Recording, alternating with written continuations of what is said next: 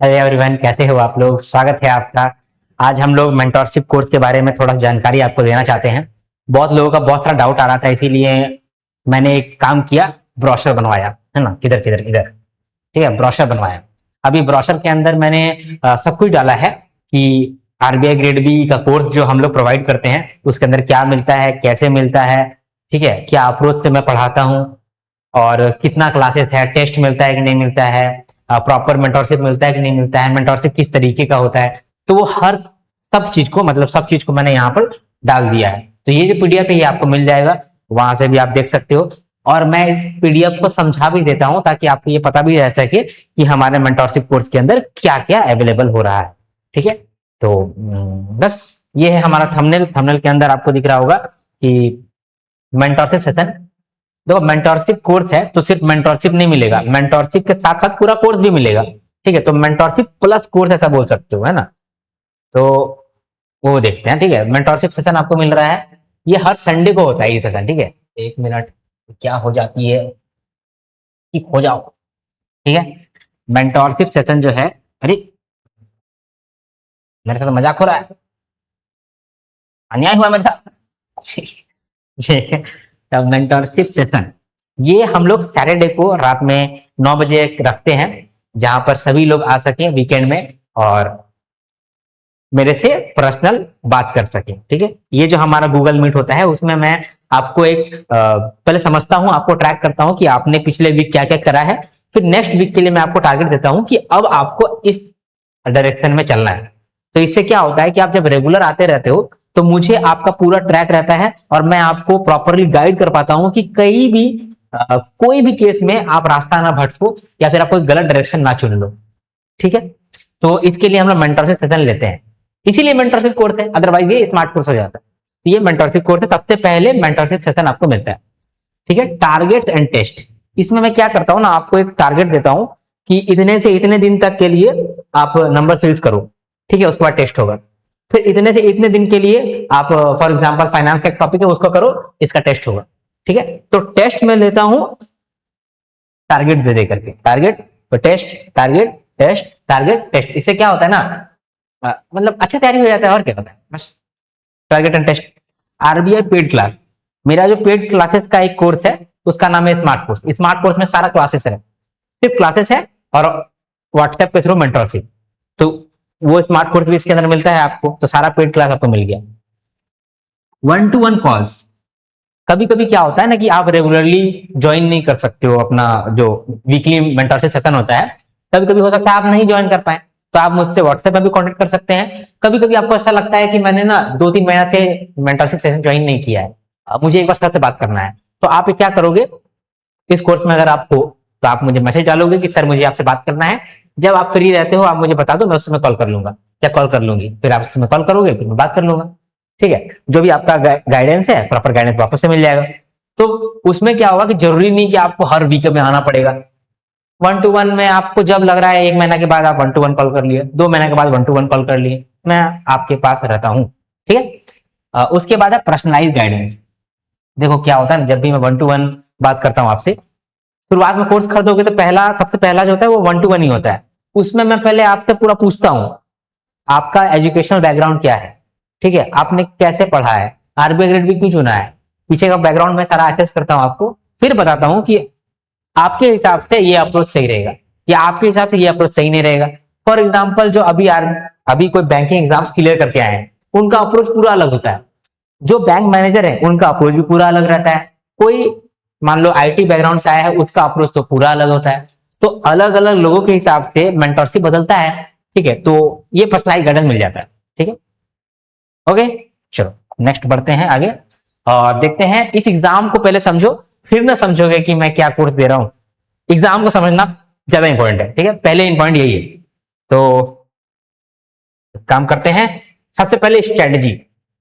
RBI grade B exam जो है ना ये स्ट्रेटजी एग्जाम है, यानी यहां पर स्ट्रेटजी बहुत मैटर करता है। क्यों, देखो बाकी एग्जाम में क्या होता है ना, नॉर्मली आपको सिलेबस दिया है वहां से क्वेश्चन पूछता है, सिंपल, कोई लफड़ा नहीं। लेकिन आरबीआई एग्जाम है ना एक ऐसा एग्जाम है, ये अनप्रिडिक्टेबल एग्जाम है, इसको आप प्रिडिक्ट नहीं कर पाओगे। आज आपको ये सिलेबस दिया है, कल कुछ और पूछ लेगा। ठीक है, मान लो पिछले 3 सालों से ऐसा पूछ रहा था, अब ऐसा पूछने लग गया। तो अगर आप सडनली कोई तैयारी करने के लिए आए हो, ठीक है, 2-3 साल पहले से तैयारी नहीं कर रहे हो, सडनली तैयारी करने आए हो, तो आप यहाँ पर फर्स्ट अटेम्प्ट में क्लियर करना आपके लिए थोड़ा सा इंपॉसिबल हो जाता है, क्योंकि आपका अनप्रेडिक्टेबल है, बदल रहा है, अपना पैटर्न बदल देता है, हर 2 साल में पैटर्न बदल देता है। जीए का तैयारी आप पिछले साल जैसे कर रहे थे, इस साल वैसा नहीं होगा, इस साल बदल जाएगा। तो आरबीआई तो ऐसा ही है भाई। ठीक है, आरबीआई बोलता है करना है तो करो, वरना मत करो, है ना। तो स्ट्रेटेजिक ये है, ये पूरा पूरा एग्जाम ही स्ट्रेटजी बेस्ड है। ठीक है, कॉम्प्रिहेंसिव येट परेटो गाइडेड, मतलब जब भी आप कोई भी कोर्स वगैरह लिए भी होंगे या लेते होंगे, तो आप देखे होंगे कि आपका जो सिलेबस है वो वास्ट सिलेबस है, वो खत्म ही नहीं हो रहा है, आप पढ़ते जा रहे हो, पढ़ते जा रहे हो, पढ़ते जा रहे हो, पढ़ते जा रहे हो। हम लोग ऐसा नहीं करते हैं। हम लोग सिलेबस और पीवाईक्यू, इन लोग दोनों को जोड़ते हैं और स्कोप निकालते हैं कि इस एग्जाम का स्कोप क्या है। स्कोप मतलब कितना पढ़ना है। हर एग्जाम का, हर सब्जेक्ट का एक स्कोप होता है, जितना पढ़ना होता है। आरबीआई के लिए इतना ही पढ़ना है, सेबी के लिए इतना ही पढ़ना है। आप कॉमर्स का एग्जाम दे रहे हो, बीकॉम, तो आपको इतना पढ़ना पड़ेगा। आप सीए कर रहे हो तो आपको इतना पढ़ना पड़ेगा। यानी पूरा मान लो कि फाइनेंस ही है, लेकिन अलग अलग एग्जाम के लिए आपको अलग अलग स्कोप पढ़ना पड़ता है, अलग अलग नजरिए से जितना आपका बन रहा है उतना पढ़ना पड़ता है। ये कैसे पता कैसे चलता है कि कितना पढ़ना है? ये पता चलता है आपका पीवाईक्यू से और सिलेबस से। ठीक है, तो इसीलिए जब भी मैं आपको पढ़ाता हूं तो आपको लगेगा कि कंटेंट कुछ शॉर्ट भी है, कम कम कंटेंट में ही मैंने कवर करा दिया, क्योंकि वो उतना ही इंपॉर्टेंट था। कोई कोई टॉपिक आपका बहुत मैं पढ़ाता हूं आपको, तो आपको ऐसा फील होगा कि इतना क्यों पढ़ा रहे हैं इस चीज को, क्योंकि वो ज्यादा इंपॉर्टेंट था। कुछ कुछ टॉपिक ऐसा होता है जिससे कभी एग्जाम में क्वेश्चन ही नहीं पूछा है, क्योंकि उससे क्वेश्चन बनता ही नहीं है। तो मैं क्या करता हूँ, उसको 15 मिनट में पढ़ा के पार कर देता हूँ। जब जरूरी ही नहीं है तो उसको पढ़ाना क्यों। ठीक है, तो वैसे सिनेरियो में छोटा ही पढ़ा करके पार कर दिया, क्योंकि वो ऐसे भी नहीं पूछने वाला है, क्योंकि वो पूछ ही नहीं सकता है, क्वेश्चन उससे बनता ही नहीं है। और अगर बनेगा तो वेग क्वेश्चन बनेगा, है ना। एग्जामिनर का ये प्रॉब्लम है। ठीक है, तो उस प्रॉब्लम का आइडेंटिफाई करके हम लोग परेटो गाइडेड आपको पढ़ाते हैं। परेटो गाइडेड मतलब कि 20% पढ़ करके 80% रिजल्ट लेकर के आओ। नॉर्मली क्या होता है, आदमी 80% पढ़ता है और 20% रिजल्ट लेकर आता है। ठीक है, तो इसीलिए मैं बोला यहाँ पर कि build complete command over the syllabus while prioritizing the 20% of high impact areas that will contribute to 80% of the result। ठीक है, दिखा कि नहीं आपको? ए भाई ये क्या क्या हो जाता है बीच बीच में। ठीक है, समझ गया है ना।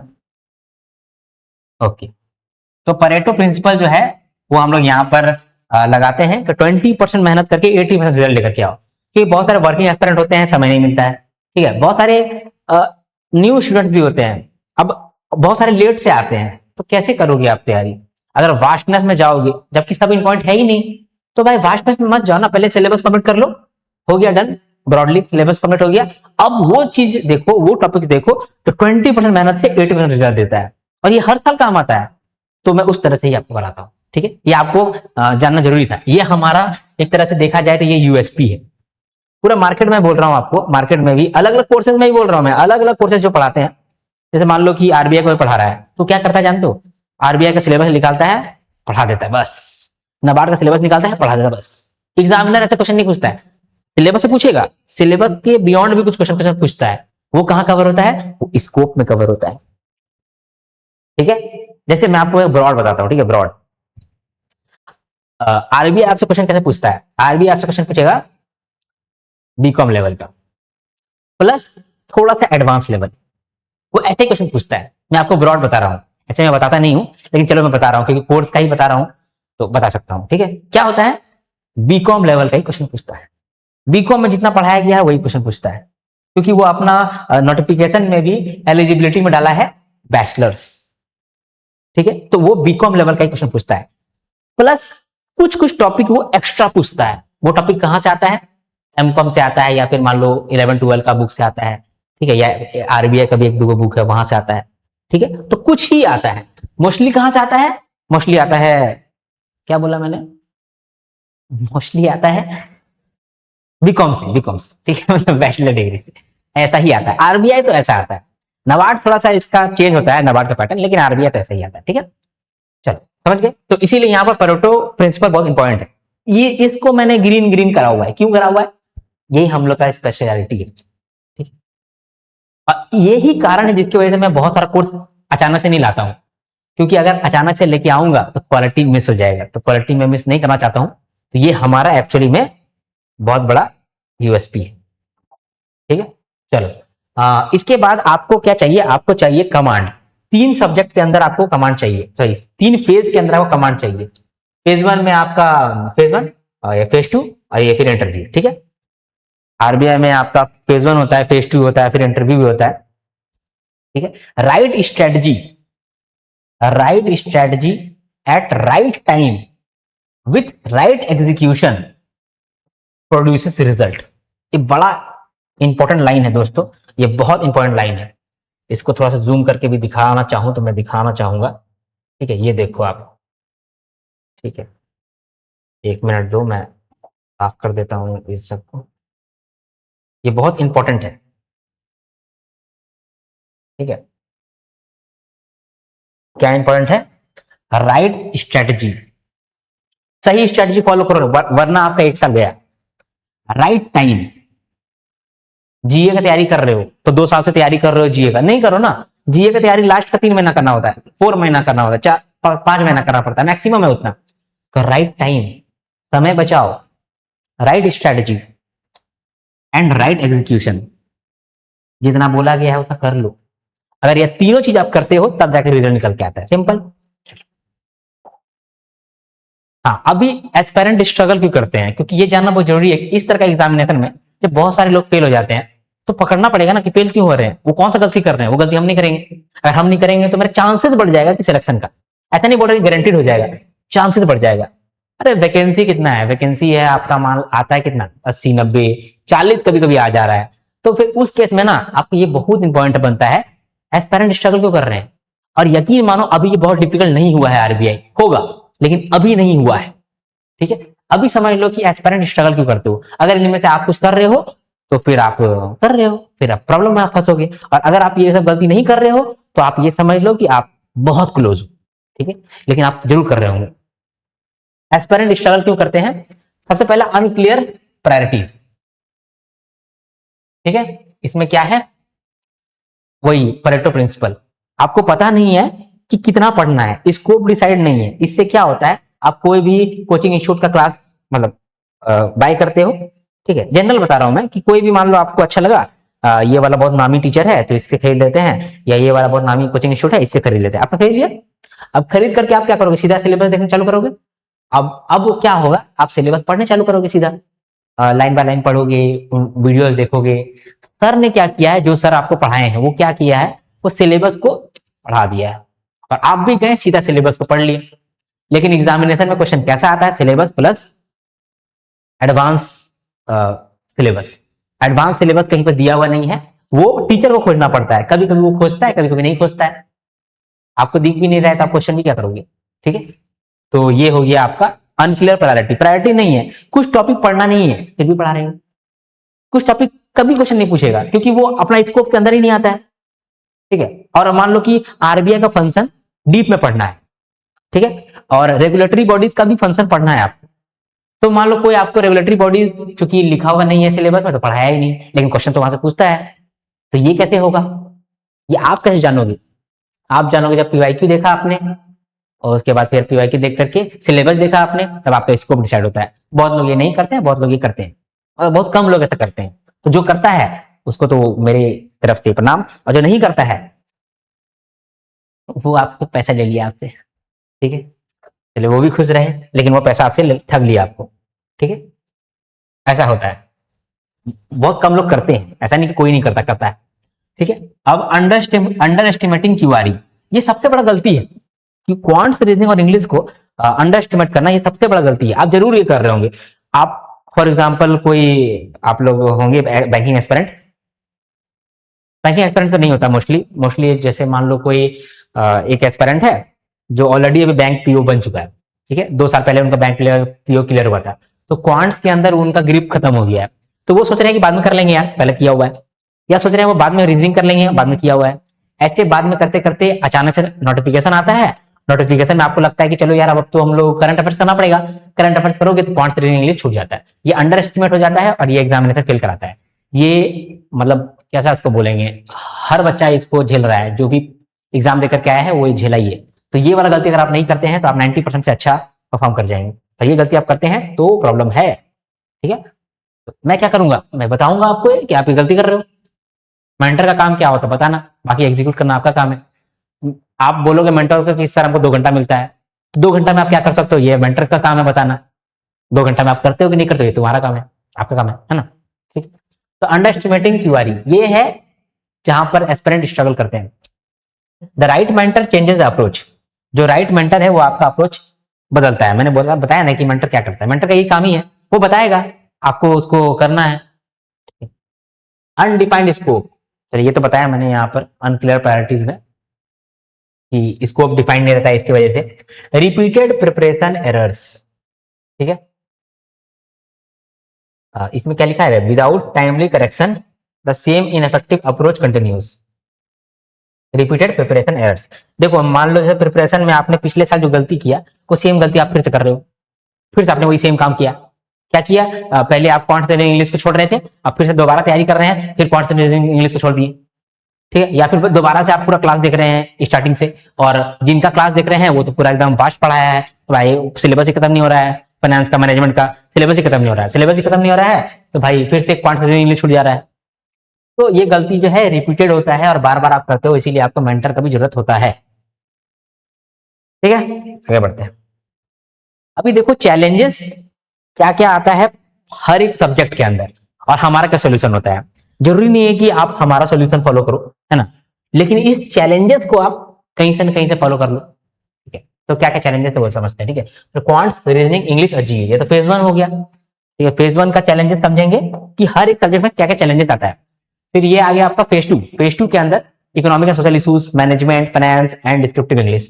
इसके अंदर आप क्या क्या गलती करते हो, क्या क्या चैलेंजेस आता है आपको, इसके बारे में डिस्कस करेंगे। इसके बाद फिर मैं आपको कोर्स के अंदर का जो फ्लो है वो मैं आपको दिखाऊंगा। ठीक है, तो अभी ना इसके बारे में ही बात करते हैं। ठीक है, तो क्वांट रीजनिंग इंग्लिश, क्वांट जो है उसका स्ट्रगल क्या है देखते हैं। आपको दिख रहा है कि नहीं दिख रहा है, रुको मैं जूम करता हूं इसे, जूम करता हूं क्वांट्स का। ए भाई जूम हो जा भाई, अब बढ़िया से दिख रहा होगा ना। क्वांट्स का क्या इशू होता है, देखो क्वांट्स में स्ट्रगल क्या है, even easy questions appear difficult. Examination में आपको ना ऐसा फील होगा कि भाई इतना डिफिकल्ट क्वेश्चन नहीं है, लेकिन उल्टा आपको डिफिकल्ट लग रहा है, टाइम की वजह से, टाइम कम मिला है आपको, है ना, इसकी वजह से क्या होता है आपको डिफिकल्ट फील होता है। ठीक है, even easy questions appear difficult.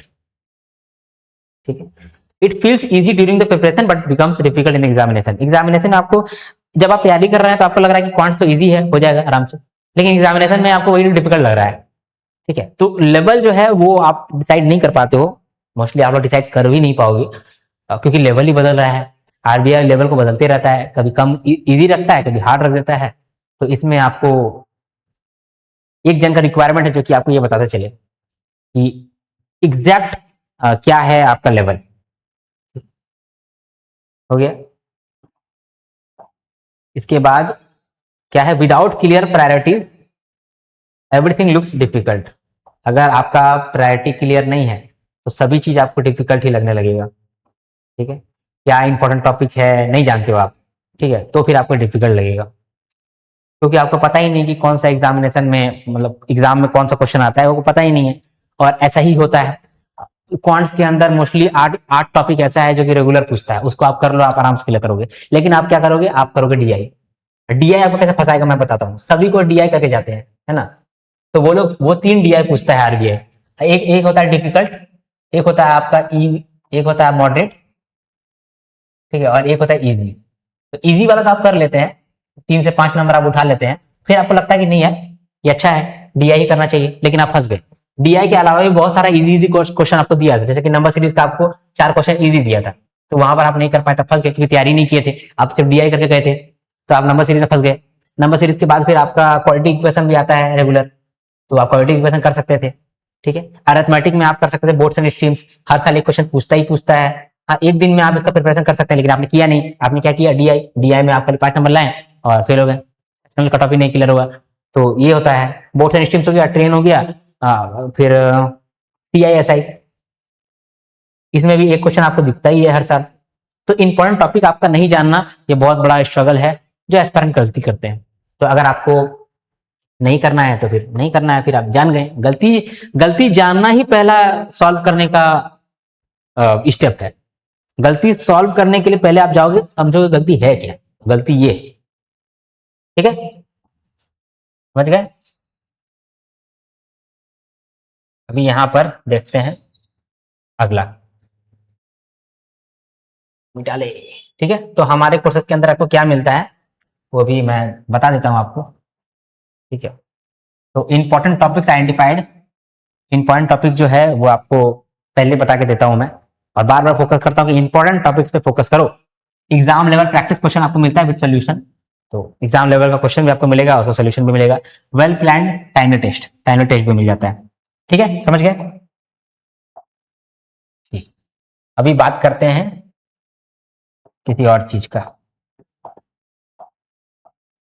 अब रीजनिंग देखते हैं ना, रीजनिंग, आ जा रीजनिंग बिड़ू।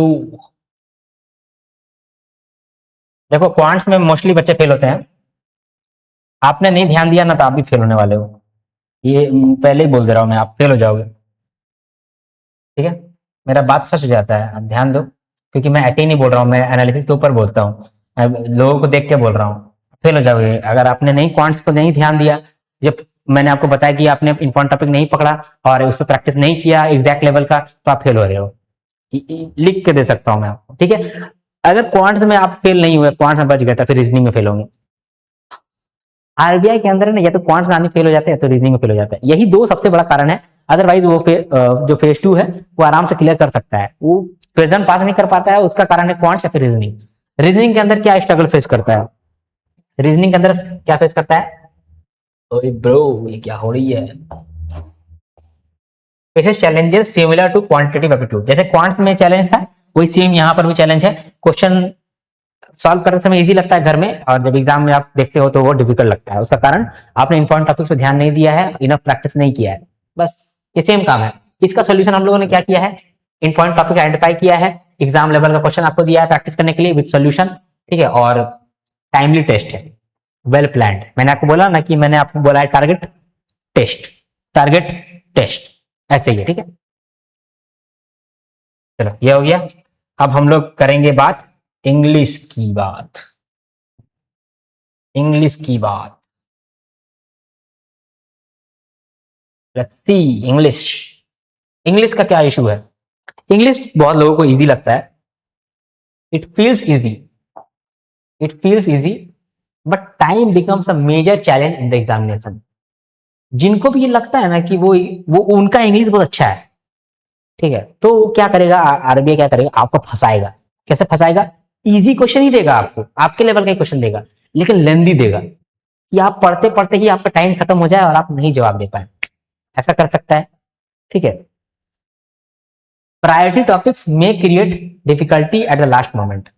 लास्ट में क्या होता है ना, कभी कभी पैरा जंबल देता है आपको, दिमाग घुमा देता है, ऐसा करता है। तो मोस्टली इंग्लिश इजी रहता है, मोस्टली बहुत लोग कवर कर लेते हैं, लेकिन कभी कभी वो डिफिकल्ट कर देता है। तो जो इंग्लिश में अच्छे भी हैं उनका भी वाट लग जाता है, उनका भी गेम बच जाता है। ठीक, तो इंग्लिश में तो ये इशू है।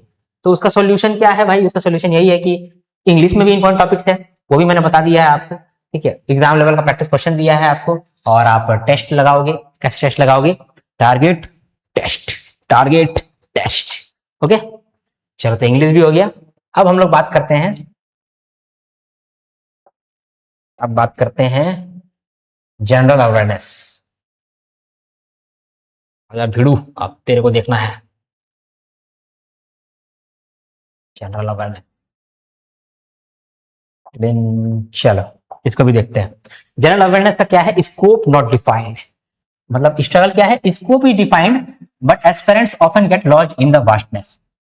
देखो जीए जो है ना, जीए ये आपको बहुत डिफिकल्ट लगता होगा, लेकिन मैं बोलता हूँ डिफिकल्ट है ही नहीं, ये बिल्कुल भी डिफिकल्ट नहीं। अगर आपका स्कोप डिसाइडेड है, आप समझ पा रहे हैं कि कहाँ कितना पढ़ना है। ये इजी है, बहुत इजी है, लेकिन अगर आप स्कोप नहीं डिसाइड कर पाए तो ये वास्टनेस में आप ऐसा खोएंगे कि फिर आपको कोई बचाने वाला नहीं रहेगा। ठीक है, बताता हूँ इसमें, जैसे कि क्या है, जीएम मिसलेनियस का क्वेश्चन आता है। ठीक है, फॉर एग्जांपल इस साल भी आया था जीएम मिसलेनियस का क्वेश्चन, तो बहुत लोगों को लगा कि यार सर कहाँ से क्वेश्चन पूछ रहा है यार, ऐसा क्वेश्चन भी पूछना चाहिए क्या उसको, ऐसा तो क्वेश्चन पूछना ही नहीं चाहिए। जीएम मिसलेनियस वाला क्वेश्चन पूछा था आपसे ना, बहुत सारा भयंकर भयंकर जनरल करंट अफेयर्स वाले क्वेश्चन पूछे थे। तो जनरल जनरल करंट अफेयर जो होते हैं ना, वो दो तरीके के होते हैं। ठीक है, एक होते हैं एग्जाम रेलिवेंट, एक एग्जाम रेलिवेंट होते हैं, बिड़ू ये गलती हो गया। ठीक है, एग्जाम रेलिवेंट होते हैं जो कि आप पढ़ के जाते हो, सही भी है, मैं भी वीडियो बनाता हूँ एग्जाम रेलिवेंट का। एक दूसरा आता है ना, दूसरा, इसको मैं बोलता हूँ स्कीमर।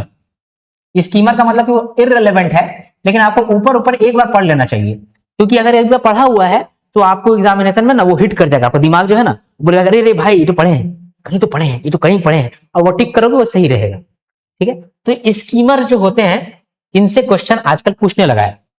जरूरी नहीं कि हमेशा पूछेगा, क्योंकि आरबीआई अनप्रेडिक्टेबल है, हो सकता है फिर वो एग्जाम रेलेवेंट ही पूछने लगे, ऐसा भी हो सकता है।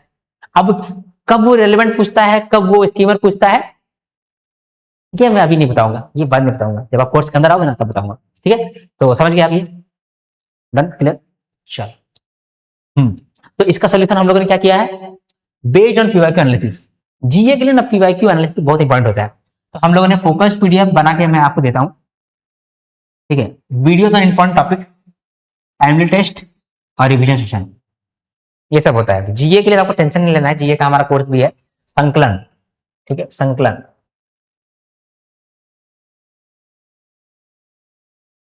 संकलन, ओके, चलो आगे। अभी ये तो हो गया ना हमारा, बोलो आगे बढ़ते हैं। क्वांट सीरीज में इंग्लिश कर लिए। ठीक है, अभी है आपका फेज 2। फेज 2 तो बहुत लोगों को लगता है कि यार ये तो अपना इजी है, आराम से कर लेंगे, इसमें कोई दिक्कत है ही नहीं, लेकिन नहीं ब्रो, ऐसा नहीं है, इसमें भी दिक्कत है। जिसको लगता है इजी है वो फेज 2 का क्वेश्चन आप एक बार टाइप करके देखो, उसमें आपको सारा खत्म हो जाएगा सारा होशियारी खत्म हो जाएगा इसमें। इजी नहीं है, देखने से लगता है इजी है लेकिन है इजी नहीं। ठीक है, समझते हैं इसको भी। सबसे पहले देखते हैं ईएसआई, देखते हैं ना, ईएसआई देखते हैं इसका स्ट्रगल क्या है। इसमें स्ट्रगल क्या है, the scope is often unclear so excessive time is spent on static content. क्या होता है, यहां पर भी वही बात आता है, स्कोप डिसाइड ना होना। जब आपने पीवाईक्यू और सिलेबस नहीं देखा है तो आप स्कोप नहीं समझ पाओगे, और जब आप स्कोप नहीं समझ पाए हैं इसका मतलब कि आप झूठ मूठ का वो पढ़ रहे हैं जो पढ़ना नहीं चाहिए था, और वो नहीं पढ़ रहे हैं जो पढ़ना चाहिए था। ठीक है, तो ये चीज आपका इशू आता है। ठीक है, I hope you got it. ठीक है, और दूसरा कि डिस्क्रिप्टिव प्रिपरेशन जो है कभी कभी इनफ टाइम नहीं मिल पाता है, तो वहां पर भी इशू आता है। ठीक, चलो, तो ये था स्ट्रगल। आप लोगों में से बहुत सारे लोग ये स्ट्रगल करते होंगे।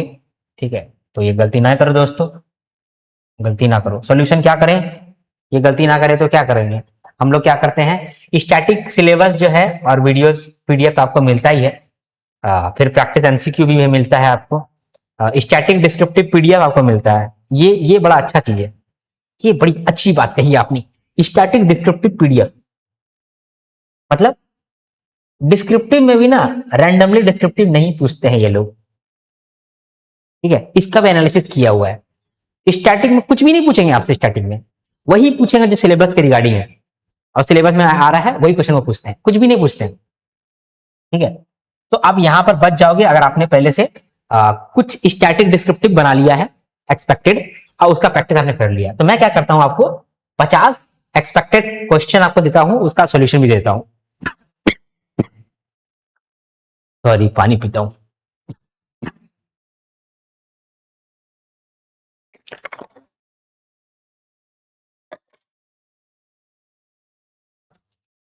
मैं तो बोल बोल के थक गया। आप एक लाइक कर सकते हो यार, लाइक कर दो। ठीक है, तो स्टैटिक में आप कुछ डिस्क्रिप्टिव क्वेश्चन एक्सपेक्टेड बना लिए हैं और उसका आप सॉल्यूशन कर रहे हैं, ऐसा मैं करके दिया हूं आपको।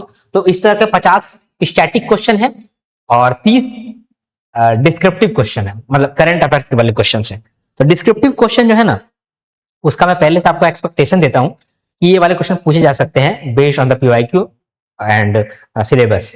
तो उन सबको आप पहले से प्रिपेयर करके रखते हो, ठीक है। डिस्क्रिप्टिव जो हम लोग एक्सपेक्टेड बनाते हैं वो काफी रेलेवेंट रहता है। डिस्क्रिप्टिव वाले वीडियो में आप देखोगे ना, आपको मजा लगेगा, ठीक है। तो ये है, समझ गए आप कि इसमें क्या कर रहे हैं हम लोग, स्ट्रगल कहाँ करता है लोग, वो आप समझ गए। हम लोग कैसे सही कर रहे हैं उस स्ट्रगल को हेल्प कैसे कर रहे हैं हम लोग का क्या सोल्यूशन है वो मैंने बता दिया, ठीक है। अब ये तो हो गया आपका ईएसआई। अब देखते हैं फाइनेंस, है ना, फाइनेंस देखते हैं।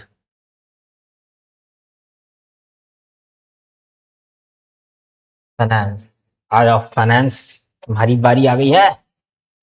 इसके अंदर देखो इसका स्ट्रगल क्या है। Many aspirant do not study finance from the basics. बहुत सारे लोग बेसिक्स से फाइनेंस नहीं पढ़ते हैं और फाइनेंस पढ़ते जा रहे हैं, लेकिन बेसिक्स नहीं पढ़ रहे हैं। तो उसमें क्या होता है कि कभी कभी वो बेसिक क्वेश्चन भी पूछता है और बहुत समझ में भी नहीं आता ना। बहुत सारे लोग फाइनेंस बैकग्राउंड के नहीं है और वो आकर के पढ़ रहे हैं, तो आपका बेसिक्स ही डन नहीं है, तो आप वहां फंसते हो। तो हम लोग बेसिक से पढ़ाते हैं। मैंने बोला ना, फाइनेंस के लिए मेरा बेसिक है।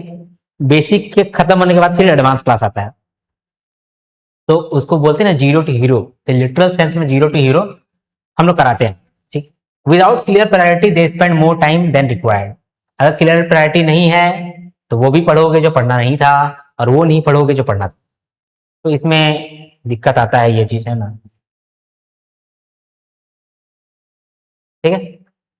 तो सोल्यूशन क्या है, यहाँ पर भी आपको सिलेबस वीडियो मिलता है और पीडीएफ मिलता है, प्रैक्टिस एमसीक्यू मिलता है जहां पर आप क्विज के फॉर्मेट में प्रैक्टिस कर सकते हो। यहाँ पर भी डिस्क्रिप्टिव के लिए मैंने दो चीज दिया है, expected static question, expected current question, ठीक है। और ये मेंटरशिप कोर्स है, तो यहाँ पर जो आपको डिस्क्रिप्टिव में आप लिखे हो उसका मैं चेकिंग भी करता हूँ।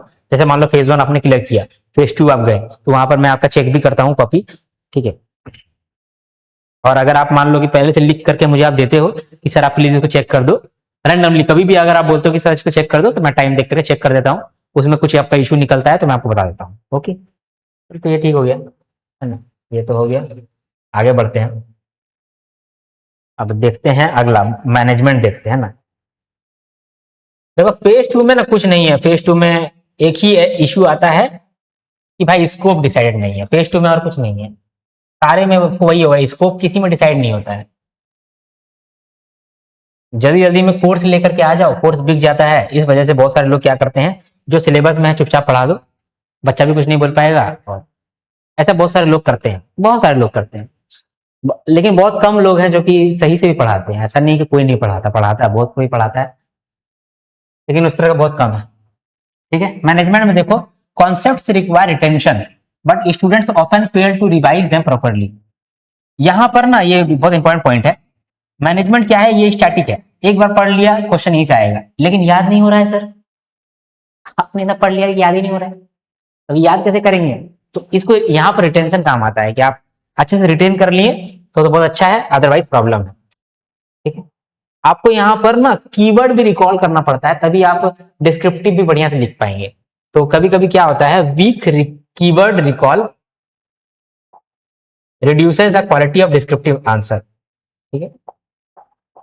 तो इसके बदले में क्या करना चाहिए, इसके बदले भी हम लोग वही सेम काम करते हैं भाई। क्या करते हैं, स्टैटिक सिलेबस है, वीडियो है, पीडीएफ है, ये मैं आपको याद कराता हूँ, आपको फील होगा, मजा आएगा, ठीक है, क्योंकि मैंने इसको याद कराया है। आपको जब भी मैनेजमेंट डर लगता है ना, आप मेरा वीडियो देखो जरूर, आपको मजा आएगा, ठीक। यूट्यूब पे भी इसका डेमो होगा, तो आप वीडियो यूट्यूब से भी देख सकते हो ना, ठीक है। एमसीक्यू वगैरह मिलता है आपको, और डिस्क्रिप्टिव यहाँ पर भी वही है, स्टैटिक और करंट अफेयर्स बेस्ड मैं डिस्क्रिप्टिव के क्वेश्चंस निकाल के देता हूँ आपको, ठीक है, एक्सपेक्टेड। बस उसको आप करो ना, आपको आपका हो जाएगा डन, चिंता वाला कोई बात नहीं, ठीक है। मैनेजमेंट हो गया, आगे बढ़ते हैं, ज्यादा आपका टाइम नहीं लूंगा, है ना, ये सभी बताना है। चलो अब आता है डिस्क्रिप्टिव इंग्लिश। डिस्क्रिप्टिव इंग्लिश का बात करते हैं। इसमें क्या है, इसमें क्या है, aspirants often do not know the required framework. Framework बहुत लोगों को नहीं पता होता है कि ऐसे कैसे लिखना आता है, ठीक है, ऐसे को वो ऐसे ही लिख देते हैं, ऐसे को वो जैसे तैसे लिख देते हैं, लेकिन ऐसे को अच्छे तरीके से लिखना पड़ता है। ऐसे को अब ऐसे ही लिखोगे तभी अच्छा है। तो ऐसे कैसे लिखना है, क्या उसका फ्रेमवर्क होता है, ये बहुत लोगों को नहीं पता रहता है। They lack knowledge about this framework because they have not learn them. बहुत सारे लोग क्या होता है ना कि वो लोग स्कूल में ही ऐसे लिखे हैं और ऐसे लिखे हैं फिर भूल गए हैं। ठीक है, तो फिर उसका बताते हैं, वो मैंने आपको बता कर दिया है कि फ्रेमवर्क क्या है, हैक क्या है, टिप क्या है ना, टिप्स क्या है, वो तो मैंने आपको बताया ही है। ठीक है, एक्सपेक्टेड प्रेसी भी दिया है मैंने, मान लो कि प्रेसी कैसे लिखना है वो तो बताया, और एक्सपेक्टेड प्रेसी क्या है जो एग्जामिनेशन में आ सकता है वो भी मैंने आपको दे दिया। ठीक है, तो फिर उससे कर लिया आपने। ठीक है, एक्सपेक्टेड ऐसे, ऐसे मैंने आपको बता दिया कैसे लिखना है, ऐसे को ऐसे ही लिख देंगे, कैसे लिख देंगे बताया है, और फिर ऐसे का एक्सपेक्टेशन दिया है कि कौन कौन सा ऐसे आ सकता है। ठीक है, फ्रेमवर्क एंड टिप बताया है, और इंपॉर्टेंट एडिटोरियल्स आपको मैं देता हूँ, जो एडिटोरियल बहुत इंपॉर्टेंट है एग्जामिनेशन पॉइंट ऑफ व्यू से, वो मैं आपको देता हूँ। ठीक है,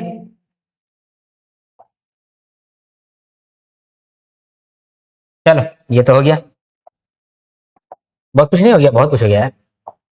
फेज वन भी डन हो गया, फेज टू भी डन हो गया। ठीक है, अभी इंटरव्यू के लिए मैं कुछ नहीं कर रहा हूं, मतलब अभी नहीं कर रहा था, अभी मैं इंटरव्यू के लिए भी बहुत सारा चीज लेकर के आने वाला हूँ 2027 में। ठीक है, नेक्स्ट पेज में आते हैं। तो हम लोगों ने क्या क्या देख लिया, हम लोग देख लिए आपका फेज वन देख लिए, यहाँ पर तो पूरा गंदा कर दिए हैं। फेज वन देखे हम लोग, है ना,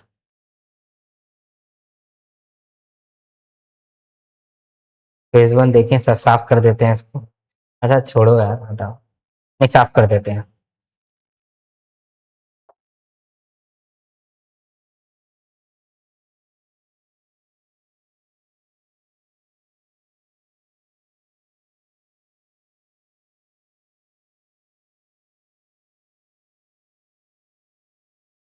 वीडियो बड़ा हो जाएगा तो सॉरी यार, ऐसे हमको बताना तो सब कुछ है ना।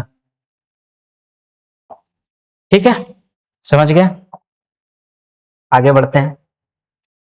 ये हो गया आपका। अभी आपको क्या क्या मिलता है, कोर्स खरीद लोगे तो क्या क्या मिलेगा।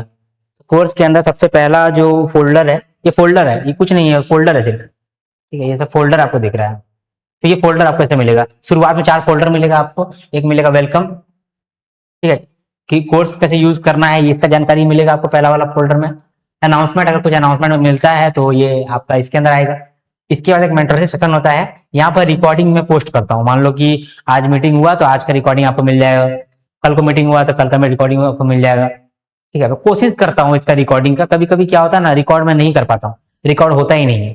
ठीक है, क्योंकि रिकॉर्डिंग में का सेशन कब लेता हूँ, शाम में, रात में लेता हूँ 9 बजे, उस समय टीम रहता नहीं है ऑफिस के अंदर, टीम लोग तो निकल जाता है तो मैं रिकॉर्ड नहीं कर पाता हूँ, तो कभी कभी रिकॉर्डिंग नहीं मिलता है, लेकिन मोस्टली आपको रिकॉर्डिंग मिल जाएगा। ठीक है, चलो इसके बाद ये तीनों फोल्डर देख लिए, अब मेन फोल्डर जो है वो रिसोर्सेज। ठीक है, एक काम करते हैं, इनको हटाते हैं और सिर्फ रिसोर्सेज देखते हैं। चलो रिसोर्स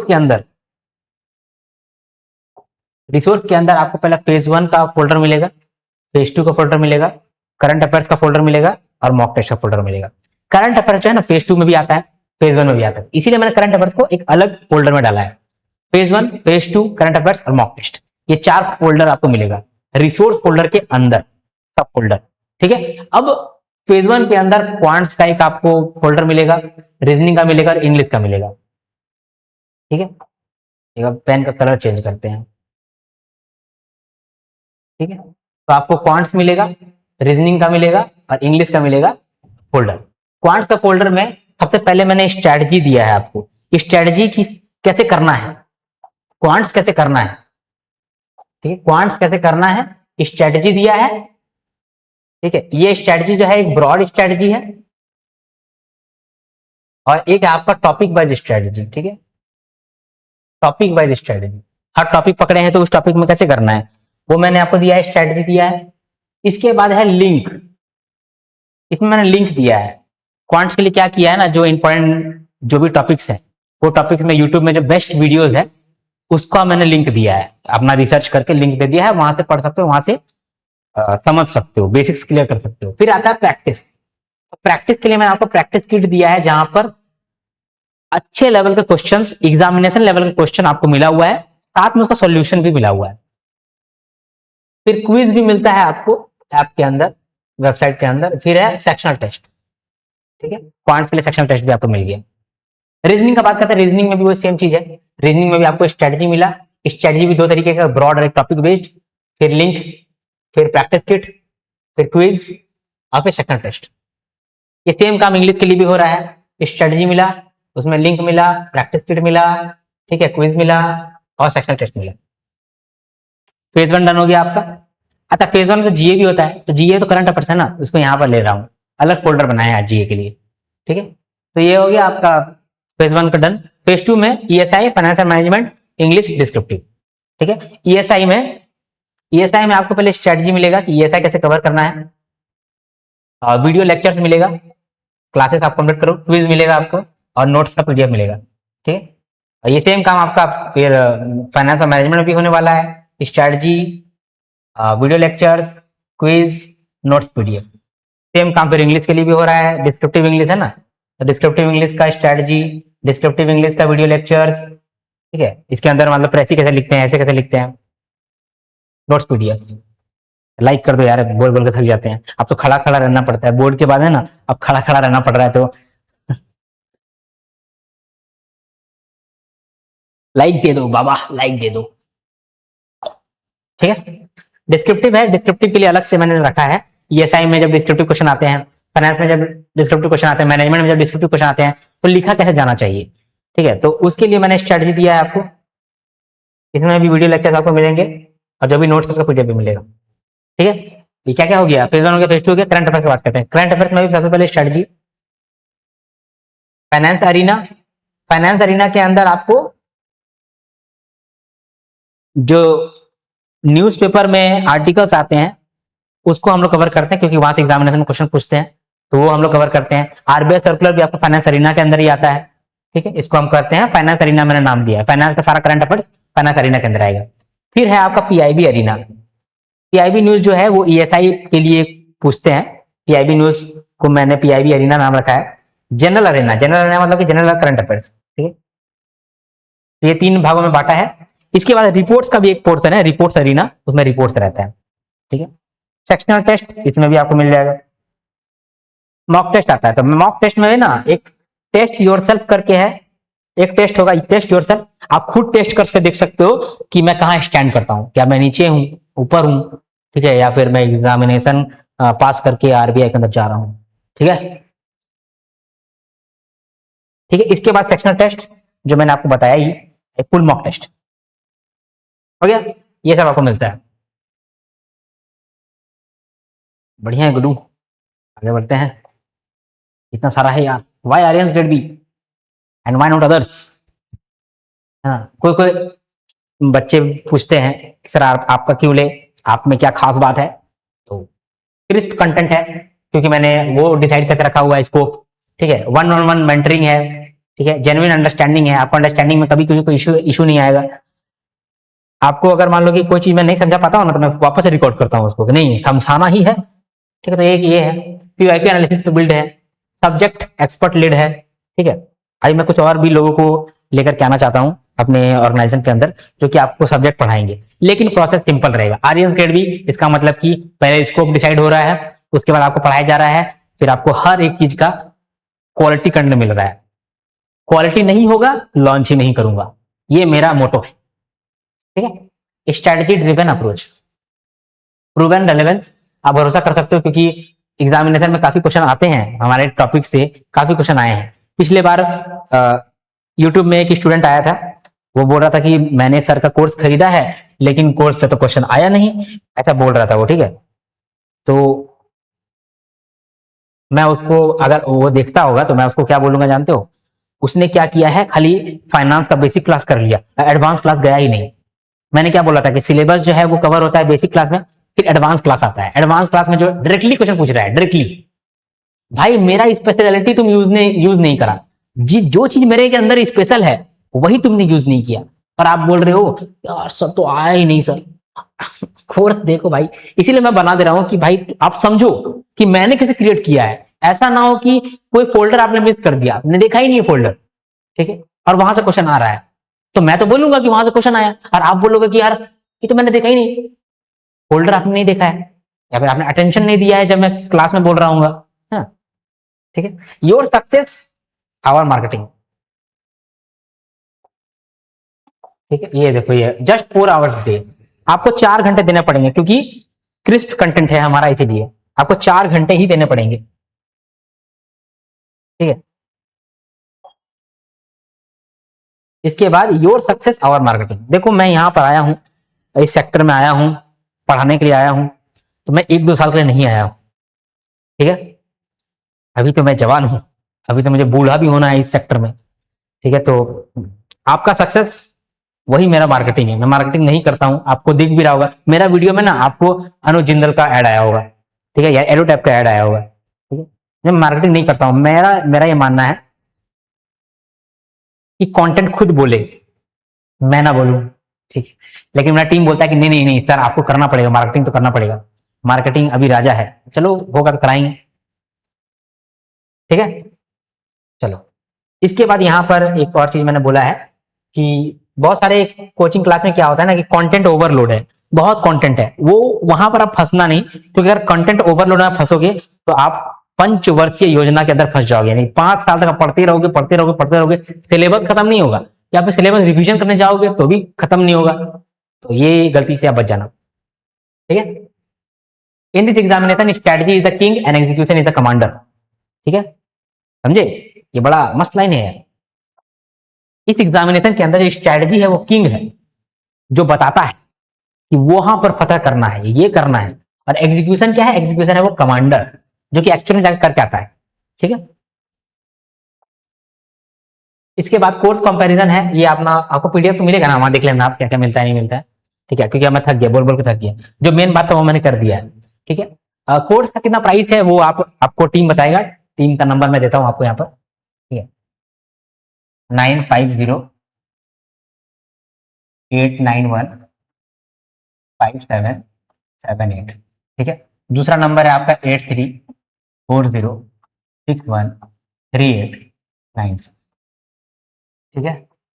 नीचे वाले पे व्हाट्सएप करना, इस पे आप कॉल भी कर सकते हो, व्हाट्सएप भी कर सकते हो, ठीक है। दिख गया कि नहीं, चलो ये हो गया। अगला, ये सब फ्रिक्वेंटली आज क्वेश्चन होते हैं, जो मेरा टीम बोला है कि सर ये सब आप पहले जवाब दे दो, क्योंकि ये बहुत बार बार आता है ये क्वेश्चन, कि is there any proof that your content has appeared in examination, ठीक है। बहुत लोग को ऐसा लगता है कि मेरा कंटेंट से आता नहीं है एग्जामिनेशन में, मतलब जो जो पढ़े ही नहीं है उनको तो पता है, वो कहाँ पता चलेगा, ठीक है, लेकिन आता है, इसका तो प्रूफ मैं डालता हूँ। जीए मेरा देखो, जीए का हिट रेशियो देखो, मजा आ जाएगा आपको कि कम पढ़ाने से भी इतना क्वेश्चन लड़ रहा है। फाइनेंस मैनेजमेंट डिस्क्रिप्टिव देखो आप, 2025 में शायद 9 आउट ऑफ 12 हमारा डिस्क्रिप्टिव क्वेश्चन जो है ना, 12 क्वेश्चन पूछते हैं डिस्क्रिप्टिव में, जिसमें से 8 आपको जवाब देना पड़ता है, और हम लोग का हिट रेशियो 9 था। 9 मैंने बताया था कि ये वाला क्वेश्चन पूछेगा, ये वाला क्वेश्चन पूछेगा, ये वाला क्वेश्चन पूछेगा, तो पूछा था। तो इसमें बेफिक्र रहो कि यार मेरा कंटेंट से पूछता नहीं है, अगर नहीं पूछता ना तो मेरे पास कोई नहीं आता, हम अकेले अभी दूसरा चीज का तैयारी कर रहे होते। क्या मेरा क्या अप्रोच है मैं बताता हूँ, मेरा अप्रोच है जहां क्वालिटी रहेगा तो ही मैं जाऊंगा, अदरवाइज मैं लॉन्च नहीं करूंगा, मैं कोर्स नहीं बेचूंगा, क्वालिटी अगर मिस हो रहा है तो मैं नहीं करूंगा, मेरे लिए सबसे इंपॉर्टेंट है क्वालिटी, ठीक है। तो इसका तो आपको वीडियो भी मिल जाएगा, होगा तो मैं वीडियो को ना डिस्क्रिप्शन में डाल दूंगा, ठीक है। थोड़ा सा प्रूफ रखना पड़ता है ना, क्योंकि कभी कभी कॉम्पिटिटर आते हैं और कुछ बोल के चल जाते हैं, ताकि बच्चों का ध्यान भटके, ठीक है। तो इसका मैं वीडियो अगर बोलोगे तो मैं वीडियो भी देता हूँ, दे दूंगा, ठीक है। ये प्रूफ देते देते ना कभी हमको ऐसा फील होता है कि यार हम अपना बड़ाई कर रहे हैं क्या, अरे देखो हम ये पढ़ाए थे, देखो हम पढ़ाए थे और आ गया, ठीक है। तो बाद में फिर वीडियो देखते हैं हमको शर्म आता है कि यार हम इतना बदमाश कैसे हो सकते हैं कि भाई हम दिखा रहे हैं कि देखो मेरा पढ़ाई वैसे आया, देखो हम यहाँ पढ़ाए थे यहाँ आ गया, देखो पेज नंबर 25 में था यहाँ क्वेश्चन आ गया। तो हमको थोड़ा सा ना ये लगता है बचकाना हरकत, शायद नहीं है बचकाना हरकत, लेकिन हमको ऐसा लगता है, इसीलिए इसीलिए हम नहीं करते हैं ऐसा, लेकिन हम कुछ कुछ किए हैं, पहले किए हैं, प्रूफ बनाए हैं वीडियो का, बोलोगे तो मैं शेयर कर दूंगा। What is the total duration of your videos and PDF, हर एक सब्जेक्ट जो है ना उसमें अप्रोक्सीमेटली 70 क्लास होगा, 70 क्लास, 50 60 से 70 क्लास आपको हर एक जगह मिलेगा, और हर एक क्लास जो है वो 45 मिनट से लेकर 60 मिनट्स का रहेगा। ठीक है, तो कितना होता है आपका, 70 से 80 घंटा का रहता है। ठीक है, 70 से 80 घंटा का ही आपको मिलता है। कोई सा भी सब्जेक्ट है तो 70 से 80 घंटा ही उसमें बनता है। ये जो है ना, ये एक स्टैंडर्ड है। आप कहीं पर भी तैयारी करोगे आपको 70 से 80 घंटा तो देना ही पड़ेगा। तो इतना होता है। पीडीएफ जो है अप्रोक्सीमेटली हर एक सब्जेक्ट का पीडीएफ जो है अप्रोक्सीमेटली 120 से 150 पेज के बीच में रहता है। स्लाइड्स है तो 120 से 150 स्लाइड्स के बीच में आपका रहता है, उसी में आपको रिवीजन भी करना है। ठीक है, डिस्क्रिप्टिव का जो बुक देते हैं, डिस्क्रिप्टिव का बुक देते हैं आपको। ठीक है, डिस्क्रिप्टिव में एक्सपेक्टेड डिस्क्रिप्टिव क्वेश्चन रहता है, तो वो जो है वो 150 से 200 पेज का रहता है, क्योंकि डिस्क्रिप्टिव आंसर लिखा हुआ है, वो तो मैं पेज चेंज नहीं कर सकता हूँ ना। लेकिन आपको मजा आएगा, क्योंकि हर डिस्क्रिप्टिव राइटिंग में क्या होता है ना, जब डिस्क्रिप्टिव क्वेश्चन खत्म हो गया उसका एक चार्ट देता हूं मैं आपको। ठीक है, जिससे आपको समझ में आता है कि अच्छा चाहिए ऐसा ऐसा है क्या, ये समझ में आता है। ठीक है, एक मिनट जो आप, ठीक है, is there any special discount for person with disabilities. हाँ, ये सुन लो भाई, जो भी पर्सन विद डिसेबिलिटी हैं, ठीक है, इनको बोला जाता है स्पेशली एबल्ड। ठीक है, दिव्यांगजन। ठीक है, इनको भगवान ने ही स्पेशल बना के भेजा है, तो भाई मैं तो उनको स्पेशल ट्रीटमेंट दे ही सकता हूं। ठीक है, तो उस आधार पे जो भी पर्सन विद डिसेबिलिटी है उनको डिस्काउंट्स मिलेगा। उनका फिक्स डिस्काउंट होता है, आपका डिसेबिलिटी कितना है उस पर डिपेंड करता है कि आपको डिस्काउंट कितना मिलेगा। ठीक है, तो जब आप डिसेबिलिटी कार्ड होता है ना, तो वो मेरा टीम को अगर आप दिखाते हो, ठीक है, और एक बार टीम डिसाइड कर लेता है, तो फिर आपको, अगर टीम एक बार अप्रूव कर लेता है, तो आपको जो पर्सन विद डिसेबिलिटी कार्ड है उसके आधार पर आपको डिस्काउंट मिलता है। हमारे पास एक्सपीरियंस कितना है, ये भी आपका एक डाउट आता है कि आर्यन ग्रेड बी का एक्सपीरियंस तो है नहीं कुछ, ऐसा फील आता है आपको कभी कभी, कोई कोई लोग बोलेंगे। तो क्या बोल सकते हैं इसमें, हाँ, एक्सपीरियंस उम्र के हिसाब से मेरा एक्सपीरियंस उतना है नहीं। ठीक है, उम्र के हिसाब से तो नहीं है, तो उम्र के हिसाब से तो मैं 3 साल 4 साल से ही पढ़ा रहा हूँ, सिर्फ 4 साल से ही पढ़ा रहा हूँ। तो उम्र के हिसाब से ऐसा नहीं बोल सकता हूँ कि 12 साल से पढ़ा रहा हूँ, 15 साल से पढ़ा रहा हूँ, ऐसा नहीं है। लेकिन हाँ, 12 साल और 15 साल का पीवाईक्यू मैंने देखा है, उसको एनालिसिस किया है। आप देखो कि मेरा 2.5 साल ये हो रहा है यूट्यूब के अंदर ही, सिर्फ मैं आरबीआई पे ही हूं, अभी नाबार्ड भी नहीं गया, मैंने नाबार्ड भी नहीं गया हूं। क्या कर रहा हूँ, करता क्या हूँ, पीवाईक्यू देखता हूँ, पिछले 10 साल का पीवाईक्यू देखा है, उसका ट्रेंड निकाला है, डेटा बार बार एनालाइज किया है कि ये क्वेश्चन पूछा था, यही क्वेश्चन क्यों पूछा है, वो देखता हूँ। ठीक है, तो एक्सपीरियंस समय के हिसाब से नहीं है, रिसर्च के हिसाब से। ठीक, तो वो आप पे डिपेंड करता है कि आप समय देख रहे हो या फिर जैसे भी है जो देख रहे हो। ठीक है, ठीक, ये आप पे डिपेंड करता है। देखो, जो ये इंफॉर्मेशन देना मेरा काम है, इंफॉर्मेशन पे भरोसा करना ना करना, है ना, मेरे पर ट्रस्ट लेकर के कोर्स लेना नहीं लेना, ये आपका डिसीजन है ना। ठीक है, तो यहाँ तो बहुत सारा कुछ लिखा हुआ है। अच्छा हाँ, मेरे बहुत सारे स्टूडेंट जो है ना, अभी फेज 1 फेज 2 दोनों क्लियर किए हैं। बहुत सारे स्टूडेंट्स ऐसे, मतलब 50+ ऐसे स्टूडेंट्स हैं जिन्होंने फेज 1 और फेज 2 दोनों पास किया है। ठीक है, क्योंकि मैं अब तक मैं इंटरव्यू नहीं कराता था, तो मैं पूछता नहीं था कि आपका इंटरव्यू हुआ कि नहीं। ऐसे हमारे 3 स्टूडेंट्स हैं जिन्होंने आरबीआई ग्रेड भी क्लियर किया है, सिर्फ 3 स्टूडेंट्स हैं, पिछले 2 सालों में 3 स्टूडेंट्स ने क्लियर किया है, फाइनल तक गए हैं, जब वैकेंसी 40, 80 और 60 था तभी। लेकिन 50+ ऐसे स्टूडेंट्स हैं जिन्होंने फेज 2 भी क्लियर किया है। अब चूंकि मैं फेज 2 तक ही पढ़ा रहा था, तो इसीलिए मैं फेज 2 तक का ही बोलूंगा कि फेज 2 तक हमारे स्टूडेंट जो है वो 50+ ऐसे हैं पिछले 3 साल में जिन्होंने ये क्लियर किया है।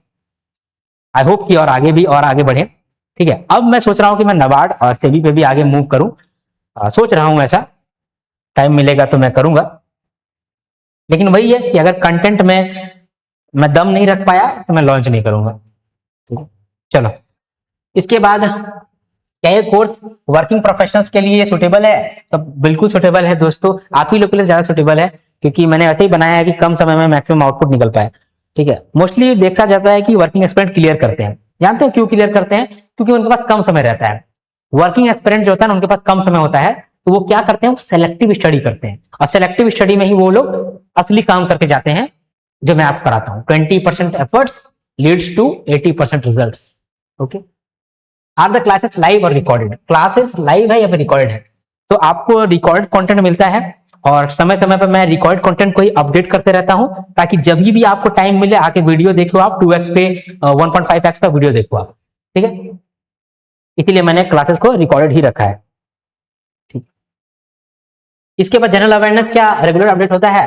हाँ, जीए का पीडीएफ आपको रेगुलरली मिलते रहेगा, और जीए का वीडियो जो आता है वो मैं एग्जाम टाइम लेके आता हूं, ठीक है। Are the PDF downloadable? क्या पीडीएफ डाउनलोडेबल भी होता है? हाँ, सारा पीडीएफ डाउनलोडेबल होता है। तो बहुत सारे लोग क्या करते हैं ना, 2 आदमी मिल करके कोर्स खरीद लेते हैं, तो खरीद सकते हो, ठीक है। तो पीडीएफ डाउनलोडेबल होता है, ठीक है, लेकिन 2 लोग मिलकर नहीं खरीद लेना भाई, मेरा नुकसान होगा। तो पीडीएफ डाउनलोडेबल भी होता है। अगर पीडीएफ डाउनलोडेबल नहीं होगा, क्योंकि मैं 2027 के लिए बना रहा हूं, और हो सकता है कि कभी इनकेस पीडीएफ डाउनलोडेबल नहीं हो, तो उस केस में आपको प्रिंटेड बुक मिल जाएगा, ठीक है, अगर ऐसा होता है तो। लेकिन मोस्टली आपका पीडीएफ डाउनलोडेबल होता है, आप उसको प्रिंट आउट करा सकते हो, ठीक है। तो प्रिंटेड बुक आपको मैं देता हूं कि नहीं? Do you provide printed books? Currently we do not provide printed books, downloadable PDF are provided which you can print for the personal use, ठीक है। अब कुछ रिव्यू है, अब जिन्होंने मेरे लिए कुछ अच्छा अच्छा शब्द लिखा है, ठीक है, 2 साल पहले, 1 साल पहले, 5 महीने पहले, तो आप लोग का भी कमेंट शो करने का बड़ा बहुत मन था, तो मैंने यहाँ शो किया है। ऐसे आपको पीडीएफ मिलेगा तो आप पढ़ ही लेना, फिर यहाँ पर भी मैं बताऊंगा ना आपको, हम तो मुझे शर्म लगने लगता है कि यार खाली अपना तारीफ करता है ऐसा। तो आगे पढ़ते हैं, तो ये सब है, ये सेकंड पेज है। हाँ, मैं हाँ थैंक यू बोलता हूँ, मैं नाम लेके थैंक यू बोल देता हूँ, बाकी आप पढ़ लेना। ये ecometrics triumph, thank you. Hansa Gupta, thank you. Amit Dhariwal, thank you. RBR talks, thank you. Maheshwar Das, thank you. Komal, thank you. Shivangi, thank you. Shaini, thank you. Thank you तो मैं बोल ही सकता हूँ, बाकी आप रीड करना, ठीक है। Vaishnavi, thank you. Saini, thank you. Sabir, thank you. Ayush, thank you. Aditya Srivastava, thank you. Taylor Patil, thank you. Sapna, thank you. Roshan, thank you. Shivangi, thank you. Grade B preparation, thank you. चलो, ये था हमारा कोर्स ब्रोशर का सारा इंफॉर्मेशन। आई होप आपको अच्छा लगा हो, ठीक है, आपको समझ में भी आया हो, ठीक है। अभी मैं आपको बोलूंगा, एक चीज बोलना चाह रहा हूं, मैं आपको बोलना चाह रहा हूं,